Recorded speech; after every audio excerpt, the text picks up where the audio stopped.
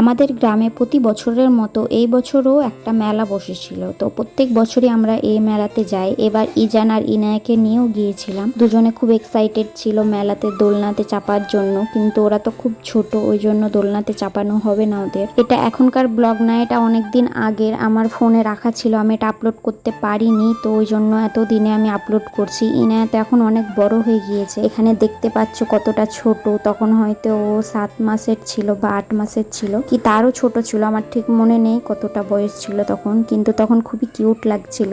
আর এদিকে ইজানকেও দেখো কত ছোট্ট ছিল, দুজনে একই সমান, তো দেখতে খুব কিউট লাগছিল দুজনকে। তো আমাদের তো মেলা যেতে এরকম ইচ্ছা করে না, কিন্তু ওদের জন্যই যাওয়া মেলাতে, যে ওরা খেলনা কিনবে, এটা ওটা দেখবে বা দোলনাতে চাপবে একটু, ওই জন্য বেশি যাওয়া আমাদের। আমরা যেখানে ঘুরতে যাই সেখানে ইজান ইনায়া দুইজনকেই নিয়ে যাই, কারণ ওরা দুইজনে একসাথে থাকলে একটু আমাদের জ্বালাটা কম হয়, কারণ দুজনে একসাথে খেলে, তো ওই জন্য একসাথে নিয়ে যাওয়া হয়। আর একাই গেলে পারে তো ওরা এনজয় করতে পারবে না, শুধু বিরক্তি করবে।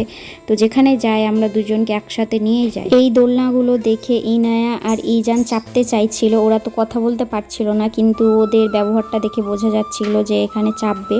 তো ওরা তো অনেক ছোট, এখানে চাপালে পারে পড়ে যাবে, কিন্তু তবুও আমরা একটু বসিয়েছিলাম, চালাতে দিইনি, শুধুমাত্র একটু দাঁড় করিয়ে একটা ফটো ভিডিও এরকম নিলাম, তারপরে কিছুক্ষণ পর নামিয়ে দিয়েছিলাম, কারণ আরও বাচ্চা ছিল, ওরাও তো এখন বসবে দোলনাতে চাপবে, তো ওদের তো অসুবিধা হবে, ওই জন্য নামিয়ে দিয়েছিলাম তারপরে। আর ওরা দুজন তো নামতেই চাইছিল না, এমনভাবে শক্ত করে ধরে নিয়েছিল, খুব অসুবিধা হচ্ছিল নামাতে। তো এটুকুই ছিল আমাদের আজকের ব্লগটি, দেখা হচ্ছে পরের ব্লগে, বাই।